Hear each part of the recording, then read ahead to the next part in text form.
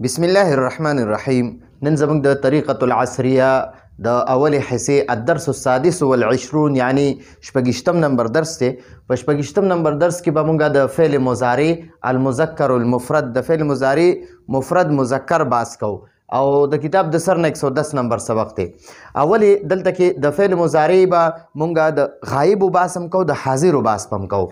نو اوس وایي خالد یقول، خالد یقول، خالد وایي، خالد یقول، خالد وایي انا تلمیذ، زه شاګرد یم.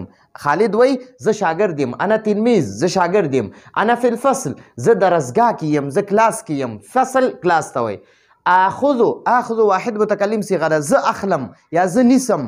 الکتاب کتاب، زه کتاب اخلم، یعنی ستا لاس کې دی زه تا نه اخلم یا زه تا نه نیسم دا کتاب. انا اخذ الكتاب، انا فی الفصل، زه درسګاه کې یم، کلاس کې یم. اخذ الكتاب، زه کتاب نیسم یا زه کتاب اخلم. بازار نه اخیستل نه ښه دي، زما لاس کې دی تی رانه اخلي، یعنی تا ته وایم دا کتاب در واخله نو تی رانه واخلي، هغې اخیستلو ته وایي. او چې کم بازار نه اخیستلي هغې ته اشتري وایي. اشتري زه اخلم. نو اخذ الکتاب، زه کتاب نیسم یا زه کتاب اخلم. بیا عمده خالد وایي اقوم، زه ادریږم، زه پاسیږم. من مکانی، من معنا ده نه او مکان ځای ته وایي او یا معنا ده زما. نو زما معنا مطلب داسې شو زه خپل ځای نه ادریږم. انا اقوم یا اقوم من مکانی، زه د خپل ځای نه ادریږم یا زه د خپل ځای نه پاسیږم. انا اقوم معنا ده زه پاسیږم یا زه ادریږم. من مکانی د خپل ځای نه، زه د خپل ځای نه ادریږم، زه د خپل ځای نه پاسیږم. وامشي واحد متکلم صیغه ده، زه ځم او زه ځم. الی الباب دروازې طرف ته، زه دروازې طرف ته ځم، زه دروازې خواله ورځم. افتح الباب، افتح واحد متکلم صیغه ده، زه کولاوم. افتح الباب، زه دروازه کولاوم. واخرج او زه اوزم، واحد متکلم صیغه ده. واخرج او زه اوزم من الغرفه د کمرې نه. واخرج من الغرفه او زه د کمرې نه اوزم. واذهب او زه ځم الی البیت کور طرف ته، الی البیت کور طرف ته. نو دا خالد ټول خپل تعارف کوي. وایي زه خالد یقول، خالد وایي انا تلمیذ، انا فی الفصل، اخذ الکتاب، اقوم من مكاني وامشي الى الباب، افتح الباب واخرج من الغرفه واذهب الى البيت. نو دا ټولې خبرې چا وکړې؟ دا خالد خپل ځان خبرې وکړې، د خپل ځان د واحد متکلم خبرې وکړې. اوس د استاد او د شاګرد په منځ کې خبرې دي. استاد ته وایي، استاد وایي قم یا خالد. استاد خپل شاګرد ته وایي قم معنا ته ودرېږه، دا د امر صیغه ده. چې زه تا ته وایم ودرېږه نو تا ته به زه وایم قم، او چې زه وایم زه ودرېږم نه اقوم، زه ودرېږم. ٹھیک شو؟ او تا ته وایم ودرېږه نو تا ته وایم قم، ودرېږه. او درته وایم کېنه، اجلس کېنه، قم ودرېږه. اجلس کېنه، قم ودرېږه. قم یا خالد، ای خالد ودرېږه، ای خالده ودرېږه. این انت، ته چرته یې؟ این انت، ته چرته یې؟ قم یا خالد، خالد ته وایي استاد خالد ته وایي دې طرف ته استاد دی، دې طرف ته تلمیذ دی، شاګرد دی. قم یا خالد، ای خالد ته ودرېږه. نو خالد وایي، خالد تلمیذ وایي، تلمیذ. انا اقوم، زه ودرېږم. انا زه اقوم ودرېږم، پاسېږم. این انت، اوس ته استاد تپوس کوي، وایي این انت، ته چرته یې؟ نو شاګرد ورته څه وایي؟ انا فی الفصل، زه کلاس کې یم، زه درسګاه کې یم، کلاس کې یم. بیا ته استاد تپوس کوي خذ معنا ده ته واخله، الکتاب کتاب یا ته ونیسه کتاب. خذ الکتاب، ته کتاب ونیسه. خذ الکتاب، ته کتاب ونیسه. نو شاګرد تلمیذ ورته وایي اخذ، زه نیسم الکتاب کتاب، زه کتاب اخلم. اوس ورته استاد وایي امشي معنا ده ته لاړ شه، ته ځه. الی الباب دروازې طرف ته، ته دروازې طرف ته لاړ شه، ته دروازې طرف ته ورشه، ته دروازې طرف ته لاړ شه. نو امضي الى الباب، یعنی عرب وایي امضي الى الباب، دا اصل کې دی امشي الى الباب. عرب وایي امضي الى الباب، امضي یعنی ته لاړ شه. دا امضي د امر صیغه ده. مشا یمشي نه چې کله د امر صیغه جوړې نو امشي به جوړېږي. امشي الى الباب، ته دروازې طرف ته لاړ شه. نو اوس ورته شاګرد وایي امشي، زه ځم، یا زه ځم الی البیت کور طرف ته. نه ما دلته غلط شوی. الی الباب دروازې طرف ته. الى الباب الى الباب ٹھیک شو زه دروازې طرف ته ځم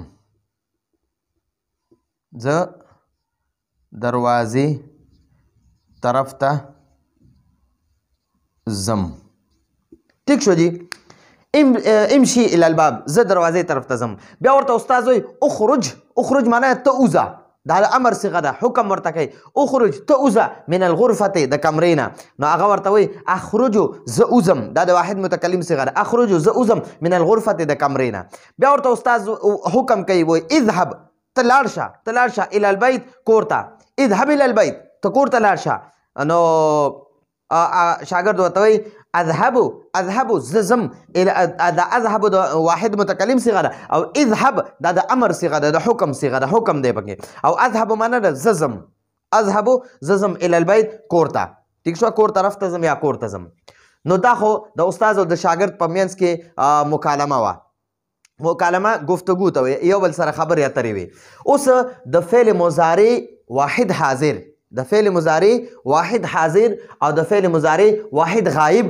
فرق وکړي یعنی د واحد حاضر او د واحد غائب د دې به فرق اوس کو نو دلته کې محمود وای محمود یقول محمود چې دی کنه دا وای یا خالد ای خالد محمود وای اوس محمود زه محمودم ته خالد نو زه ټولې خبرې تا ته کوم محمود یقول محمود وای یا خالد ای خالد انت تلمیذ ته شاګردی انت فی الفصل ته کلاس کې تأخذ الكتاب کتاب تأخذ الكتاب ته کتاب واخله وتقوم او ته ودرېږه من مکانک د خپل ځای نه چې زه ویم زما ځای که نه نو مکاني به وی او چې ویم ستا ځای نو مکانکه ستا ځای مکان ځای ته وی او که ستا وتقوم او ته ودرېږه یا پاسه من مکانکه د خپل ځای نه وتمشي او ته لاړ شه الى البيت کور ته وتفتح او ته کولوکه الباب دروازه وتخرج او ته وځه من الغرفه د کمرې نه وتذهب او ته لاړ شه الى البيت کور طرف ته ټیک شو یا کور ته نو دا خو د ټولې تا ته به مې خبرې کولې چې یاره زه محمود یم فرض کا زه تا ته ویم ای خالد ته خالد زه محمود یم زه تا ته ټولې خبرې کوم چې انت تلمیذ انت فی الفصل تأخذ الكتاب تقوم من مكانك وتمشي إلى البيت وتفتح الباب وتخرج من الغرفة وتذهب إلى البيت اوس زه سعید یم او خالد بل څوک دی ته نه بل څوک دی نو زه د خالد باره کې خبرې کوم سعید یقول سعید وایي خالد تلمیذ خالد شاګرد دی زه تا ته خبرې کوم خو د بل کس خبرې کوم ته محمود او زه تا ته د خالد خبرې کوم زه سعید یم ته محمود او چې کم زمونږ بل ملګری دی خو دلته موجود نه دی نو هغه خالد دی نو زه اوس د خالد غایب خبرې کوم دی خوا ته حاضر وي زه متکلم یم زه محمود متکلم یم او ته خالد وي نو ما ټولې ستا خبرې کولې اوس زه سعید یم او محمود نشته دی غایب دی او زه تا ته خبرې کوم سعید یقول سعید وایي خالد تلمیذ خالد شاګرد دی زه تا ته وایم خالد شاګرد دی ته محمود زه سعید یم او خالد زمونږ ملګری دی خو موجود نه دی نو زه تا ته وایم خالد تلمیذ خالد شاګرد دی هو هغه فی الفصل کلاس کې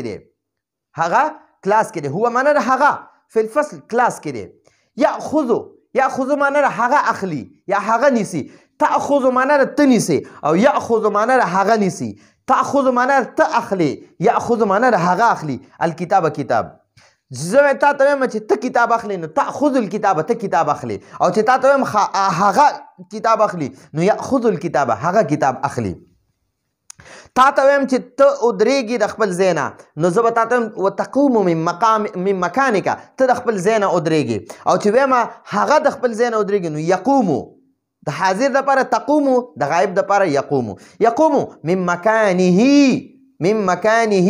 هغه د خپل ځای نه ودرېږي ویقومو او هغه پاسېږي یا ودرېږي من مکانه د خپل ځای نه ټیک شوه ویمشي او هغه ځي هغه زی الی الباب دروازې طرف ته، هغه زی الی الباب دروازې طرف ته. چې زه وایم ته دروازې طرف ته زی نو وتمشي او ته زی الی الباب الی البیت کور طرف ته نو وتمشي الی البیت، وتمشي الی الباب یا وتمشي الی البیت بیت تزی تمشي تزی یمشي هغه زی ويمشي الى الباب هغه دروازې طرف ته زی ويفتح الباب او هغه دروازه کولاوي. دلته کې دی چې ته دروازه کولاوي نو وتفتح الباب تفتح الباب ته دروازه کولاوي او هغه دروازه کولاوي نو يفتح الباب هغه دروازه کولاوي.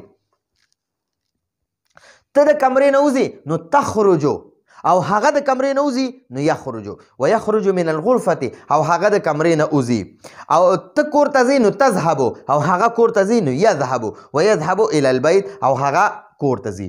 نو د مضارع حاضر واحد حاضر هغه تخرج استعمالیږي او د مضارع واحد غایب یخرج یاخذ یا په شروع کې استعمالیږي. نو دا یا چې دی دا د غایب علامت دی او دا تا دا د حاضر مذکر علامت دی. د حاضر مذکر علامت یو تا دی تا شوه او د حاضر د غایب د مضارع غایب مذکر یا علامت دی. ټیک شو جی. نو ټوله خبره په دې تا کې وه او په یا کې وه. ټیک شو جی. نو دې کم ځایونو کې چې تا ده نو دا تا یادوي او چې کم ځای کې یا ده نو هغه یادوي. نو زه سعید یم ته محمود او زه تا ته د خالد خبرې کوم او خالد زما او ستا خوا کې موجود نه دی.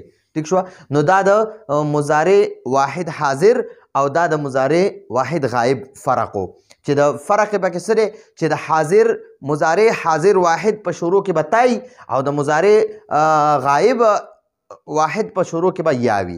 نو دا زمونږ د نن ورځې درس او تقریبا الدرس السادس والعشرون یعنی شپږیشتم درس مکمل درس هم دا نن ختم کو. انشاءالله دې نه پس په د الدرس السادس والعشرون د شپږیشتم درس تمرین کو. نو راتلونکي درس پر اجازت غواړو. هذا هو المرام والله اعلم بحقیقة الكلام.